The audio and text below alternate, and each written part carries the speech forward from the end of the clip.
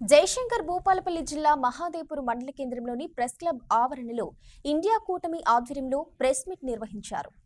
ఈ నెల 13న జరగబోయే పార్లమెంటు ఎన్నికల్లో కాంగ్రెస్ పార్టీ పెద్దపల్లి పార్లమెంటు అభ్యర్థి గడ్డం వంశీకృష్ణను భారీ మెజారిటీతో గెలిపించాలని ఈ సందర్భంగా ఇండియా కూటమి నాయకులు కోరారు. సిపిఐ పార్టీ నాయకులు కార్యకర్తలు, సిపిఎం పార్టీ నాయకులు కార్యకర్తలు అందరికీ నమస్కారం. మే 13వ తారీఖు నాడు పార్లమెంట్ ఎన్నికలు జరగబోతూ ఉన్నాయి. ఇది 18వ పార్లమెంట్ ఎన్నికలు. ఈ ఎన్నికలలో మోడీని గద్దెదించాలి, ఇండియా కూటమిని గెలిపించాలి.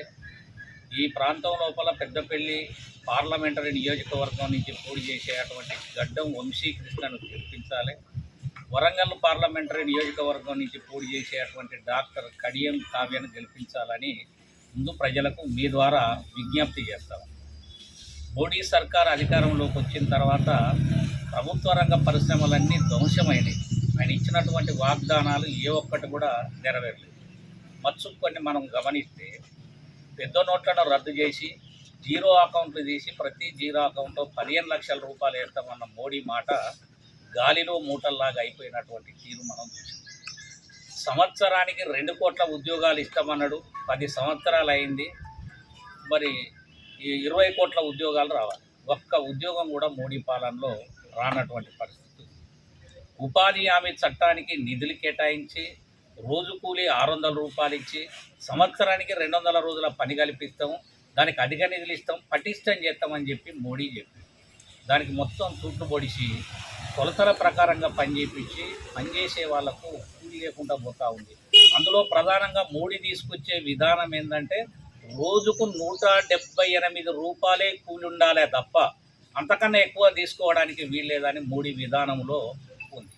ఈ ప్రాంతం లోపల మోడీ రెక్కలిరగాలంటే కాంగ్రెస్ పార్టీ, సిపిఐ, సిపిఎం 3 పార్టీలు ఓట్లు కాంగ్రెస్ పార్టీకి వేయించి ఇక్కడ వంశీని అక్కడ కడియం కావ్యాన్ని గెలిపిస్తే ఆయన రెక్కలిరిగినట్టే.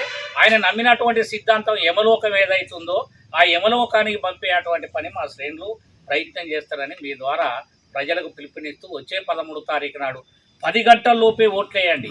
ఎండలు తీవ్రంగా ఉన్నాయి. నిన్న భూపాలపల్లిలో వడదెబ్బకే రామశిల్క కింద పడిపోయింది. నిన్న రేగొండ మండలంలో చిన్నకొడపాకలో ఆ పోషయ్య అనేటువంటి బొట్ల పోషయ్య అనేటైనే ఎండ దెబ్బకు చనిపోయినటువంటి పరిస్థితి ఉంది. 10 లోపు ఓట్లేయించాలా. దానికి సిపిఎం, సిపిఐ, కాంగ్రెస్ పార్టీ శ్రేణులంతా ప్రజలకు పిలుపునిచ్చి తీసుకొచ్చి ఓట్లేయించాలని మీ ద్వారా కోరుతున్నాను. నేను అంటా ఉన్న భారతదేశాన్ని పరిపాలించే బీజేపీ 100కి మొత్తం మినిస్టర్లు, ప్రధానమంత్రి కూడా హిందువు అయినాక హిందువులకు ఎందుకు ప్రమాదం వస్తుంది? కాబట్టి మనం దీన్ని ఆలోచించాలి. అదే కాకుండా కొత్త పార్లమెంటు ఈరోజు ప్రారంభించుకున్నాం. ఎవరు ప్రారంభించాలా? ఒక సీనియర్ పార్లమెంటేరియన్ ప్రారంభించాలా, లేకపోతే రాష్ట్రపతి ప్రారంభించాలా, లేకపోతే ఇంకెవరైనా ప్రారంభించాలి. సాధువులతో ప్రారంభించే పరిస్థితి వచ్చింది. అంటే మన రాజ్యాంగంలో కరెక్ట్గా చెప్పేది ఏంటంటే ఎవరైనా ముఖ్యమంత్రులు, ప్రధానమంత్రులు మతాలకు, కులాలకు వ్యతిరేకంగా పనిచేయాలి. ఎవరైనా గుడి కట్టుకుంటే నువ్వు చందా ఇస్తే ఇచ్చుకో, కానీ గుడిని స్వయంగా నువ్వు ప్రారంభించడానికి లేదు. ఇది మన ఆర్టికల్ చెప్తా ఉన్నది. దాన్ని ఉల్లంఘించి ఈరోజు ఏదైతే మనం అయోధ్యలో రామ మందిరాన్ని ప్రారంభించడం అనేది దురదృష్టం. నేను ఎందుకు చెప్తా ఉన్నా, మందిరాలు ఉండాల్సిందే, ఎవరు వ్యతిరేకం కాదు. రాముడికి వ్యతిరేకం కాదు, అల్లాహ్కి వ్యతిరేకం కాదు, జీసస్కి వ్యతిరేకం కాదు. అనేక దేవతలను అనేక రకాలుగా ఈయన పుట్ట ముందు నుంచో మనం పూజ చేసుకుంటాం. కానీ ఈయన ఏం చెప్తా ఉన్నాడు, ఈరోజు అయోధ్య ఎవరైతే ఇరుకుల పెట్టడానికి సంబంధించి ఏదైతే చాలామంది మతాలకు సంబంధించిన గురువులు ఏం చెప్తా ఉన్నారంటే అయోధ్య మందిరం పూర్తి కాలేదు, ఇంకా 2 సంవత్సరాలు పడుతుంది, పూర్తి కాకముందు ఈయన దాన్ని ప్రారంభించడానికి అర్హుడు కాడు. ముఖ్యంగా సతీ సమేతంగా ప్రారంభించాలి దాన్ని. ఆయన భార్య లేదు కదా, స్త్రీలు ఏమనుకోద్ది. మోడీకి, బీజేపీ పార్టీకి సమాధి కట్టకపోతే ఇది యువతరం మీద ఉన్నది, మహిళల మీద ఉన్నది, ప్రతి ఒక్కరి మీద ఈ బాధ్యత ఉన్నది. దేవుని తర్వాత కొలుచుకుందాం అందరం కలిసి. బీజేపీ కన్నా ఎక్కువగా మనం దేవుని కొలుచుకుందాం. మనకు రామాలయం, నాకు తెలిసిన రామాలయం ఈరోజు భద్రాచలంలో ఉన్నది. మేము సిపిఐ, సిపిఎం, కాంగ్రెస్ పార్టీ 26 పార్టీల కూటమి ఇలా కాంగ్రెస్ పార్టీ ఎక్కడైతే నిల్చుందో అక్కడ వాళ్ళందరికీ సపోర్ట్ చేస్తూ మిగతా పార్టీలకు కూడా అక్కడ ఉన్నటువంటి దాన్ని బట్టి చేస్తూ ఉన్నారు. దానికి కాంగ్రెస్ పార్టీ ఆహ్వానిస్తుంది. అందరికీ నమస్కారం.